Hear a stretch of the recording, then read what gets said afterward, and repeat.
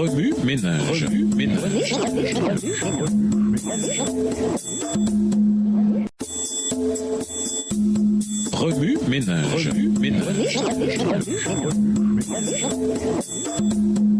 Bienvenue dans votre émission Remue ménage. Nous voilà à la leçon de mardi, de faux enseignements. Lisons Matthieu 7, verset 20. Matthieu 7, verset 20, c'est donc à leurs fruits que vous les reconnaîtrez. Jésus décrit les faux enseignements comme des loups déguisés en brebis. Matthieu 7, verset 15. En lisant les histoires bibliques, vous vous rendrez compte que la Bible foisonne d'exemples de faux enseignants et montre en quoi ils constituent un danger pour le peuple de Dieu. En général, ils sont carrément dans l'erreur et donc facilement identifiables. Mais il arrive qu'ils mélangent subtilement la vérité avec l'erreur, comme le serpent en Éden.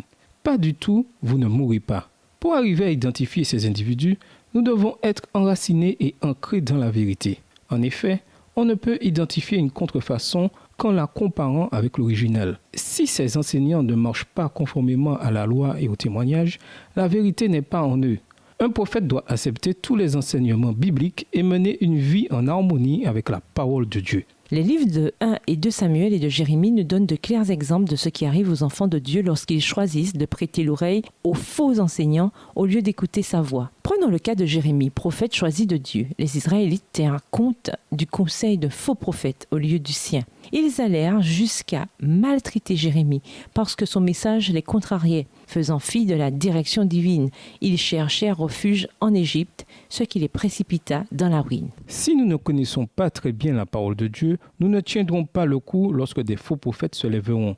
Par conséquent, pour distinguer la vérité de l'erreur, étudions la parole de Dieu ligne sur ligne, précepte sur précepte, avec prière, et Dieu nous remplira de sagesse et de discernement. Dans Ézéchiel, le chapitre 13, le Seigneur révèle le sort des faux enseignants qui trompent son peuple et ne s'en repentent pas. D'ici là, il incombe à tous les enfants de Dieu de prendre garde aux faux enseignants, de les identifier, de les éviter et de ne pas s'inquiéter outre mesure. Cependant, on n'insistera jamais trop sur le fait qu'une étude diligente de la Bible sous la direction du Saint-Esprit nous gardera dans le droit sentier et nous protégera de toute supercherie. Remue ménage, pourquoi doit-on être capable d'identifier les faux prophètes ? Que faisons-nous pour aider les autres à faire ainsi ? Selon la Bible, comment pouvons-nous identifier les faux prophètes ? Au revoir. Et à demain si Dieu veut.